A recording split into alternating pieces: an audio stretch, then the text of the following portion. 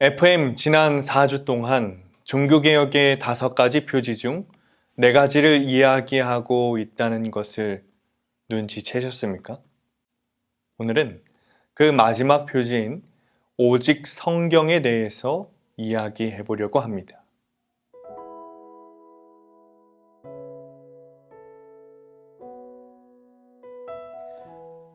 우리 하나님은 무엇보다도 말씀하시는 하나님이시기 때문이에요. 삼위일체 하나님은 서로 말씀하시는 하나님이세요.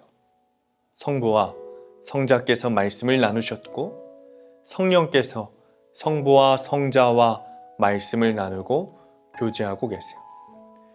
성부와 성자와 성령은 서로 소통하며 교제하시는 삼위일체 하나님이시죠. 우리가 서로에게 말을 하고 소통을 하게 된 것도 하나님이 우리를 말하는 존재로 지으셨고 우리에게 말씀을 걸어오셨기 때문이죠.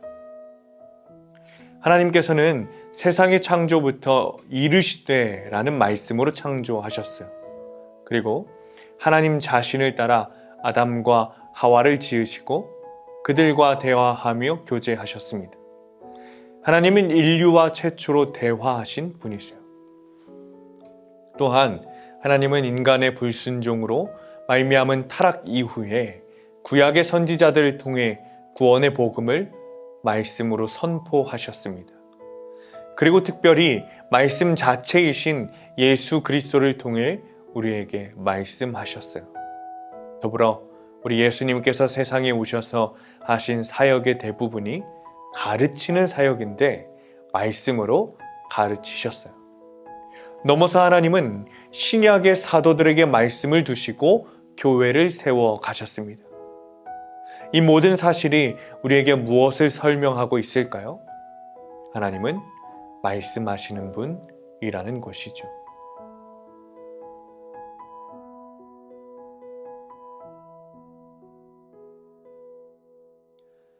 디모데후서 3장에 보면 바울이 디모데에게 너는 배우고 확신한 일에 거하라 라고 명령하면서 너는 네가 누구에게서 배운 것을 알며 또 어려서부터 성경을 알았나니 라고 말합니다.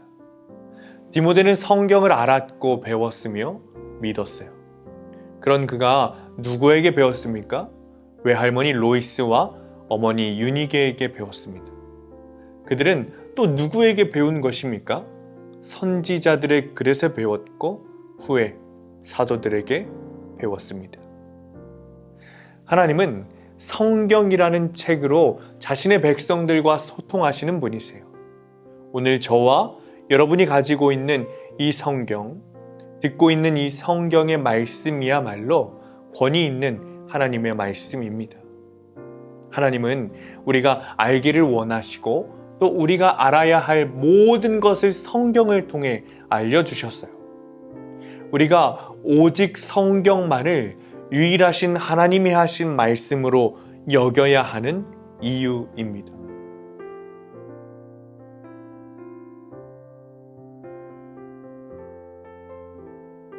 디모데후서 3장 15절에 그 내용이 나와 있습니다. 성경은 능히 너로 하여금 그리스도 예수 안에 있는 믿음으로 말미암아 구원에 이르는 지혜가 있게 하느니라. 즉 성경은 구원을 목적합니다. 바울은 디모데에게 네가 어려서부터 성경을 알았는데 그 성경이 너를 성공하게 해줄 거야. 너의 위로가 될 거야. 너의 기분을 좋게 할 거야. 라고 말하지 않았습니다.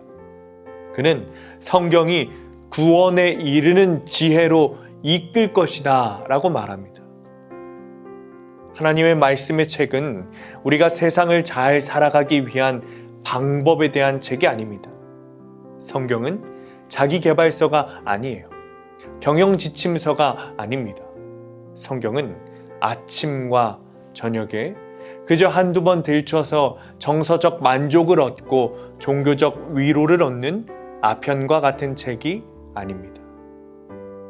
우리가 성경을 그 정도로만 대하고 있다면 그것은 하나님의 말씀인 성경에 대한 모독이겠죠. 성경은 하나님의 말씀이며 죄로부터 구원해주는 책입니다. 세상에 지혜 있다고 하는 사람들이 이런 말을 합니다. 나이가 들면서 듣고 싶은 것만 듣고 보고 싶은 것만 본다. 이것이 비단 나이 든 사람들만의 모습이겠습니까? 우리는 입에 달면 삼키고 입에 쓰면 내뱉지 않습니까? 영광받기는 즐거워하면서 고난받기는 싫어하지 않습니까? 만일 우리가 성경을 이렇게 대하고 있다면 중세 로마 교회와 조금도 다를 것이 없습니다. 중세 로마 교회가 타락한 이유 역시 성경을 피상적으로 여겼고 성경을 사제들만 볼 수 있는 것으로 가두어 놓았기 때문입니다. 그들은 성경을 자신들이 원하는 것으로 바꾸어 버렸습니다. 성경을 면죄부로 바꾸었고 사제들의 고해 성사로 바꾸었고 교황의 무오설로 바꾸었어요. 그렇게 함으로 교황과 교회의 권위를 하나님의 말씀인 성경의 권위보다 더 높인 것이죠. 결국 그들은 오직 하나님께 영광을 돌리지 않고 오직 가시적인 로마 교회의 영광을 돌리게 만들었습니다.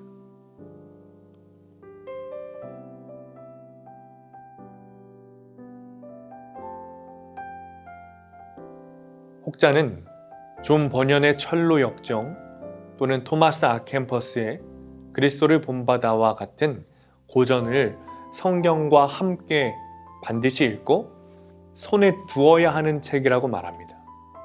충분히 동의할 수 있는 말이에요. 그러나 성도인 우리는 오직 성경만이 교회와 성도의 생활을 위해 전적으로 충분한 말씀임을 분명히 해야 합니다.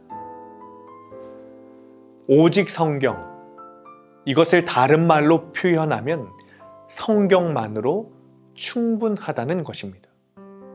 바울은 디모데에게 성경이 하나님의 성령의 역사하심으로 기록된 말씀임을 분명히 하면서 이 성경이 교훈, 책망, 바르게 함, 의로 교육함, 온전하게 함, 그리고 이를 행할 능력을 갖추게 해준다고 말합니다. 이것이 바울의 요점이었어요. 성경으로 충분하다는 것이죠. 많은 교회에서 오직 성경이라는 말은 그저 1년에 한 번 연례 행사로 언급하며 사소하게 여기고는 합니다. 그러나 그래서는 안 됩니다. 오직 성경이 무너지면 다 무너지기 때문입니다. 오늘날 교회는 과연 성경만으로 충분합니까? 그리스도인이라고 자부하는 여러분은 과연 성경만으로 충분하십니까? 복음서에는 참 많은 이적과 표적, 병고침이 있었어요. 그러나 재미있는 것은 그것만으로는 충분하지 않다는 것입니다. 5,000명이 넘는 사람이 물고기 2마리와 빵 5조각으로 배불리 먹었습니다. 그러나 그들이 그것으로 충분함을 느꼈습니까? 그렇지 않았습니다. 한 영혼에게 특별히 죄인들에게 필요하고 유일하게 충분한 것은 오직 하나님의 말씀뿐입니다. 암수술로 누워있던 한 성도의 병원 신방을 간 적이 있습니다. 수술을 잘 마치고 여러 치료 과정을 잘 마치고 많이 호전되어 있는 상태였습니다. 기뻐하며 많이 회복되신 것 같네요 라고 물었습니다. 그러자 네 목사님 하고 밝게 대답하시며 이렇게 말씀하셨습니다. 몸에 좋지 않은 음식은 피하고 무리하지 않고 약만 거르지 않으면 된답니다. 이 성도님은 확신이 넘치는 말투로 하면 안 되는 것에 대해서 이야기했습니다. 의사가 굉장히 잘 가르쳐 준 듯 했습니다. 그렇다면 이 성도님이 왜 그렇게 확신이 넘치게 강조하며 그것을 지키고 있을까요? 그것이 생명에 직결된다고 믿기 때문이고 자신의 신체적 생명을 치료하는 의사가 한 말이기 때문입니다. 여러분과 저는 과연 이렇게 성경을 믿고 있습니까? 성경을 하나님의 무거운 말씀으로 받아들이고 있습니까? 그것을 마음에 새기고 지키지 않으면 죽을 것처럼 받아들이고 있습니까? 그 말씀을 읽고 듣지 않으면 생명을 얻지 못할 것처럼 진지하게 대하고 있습니까?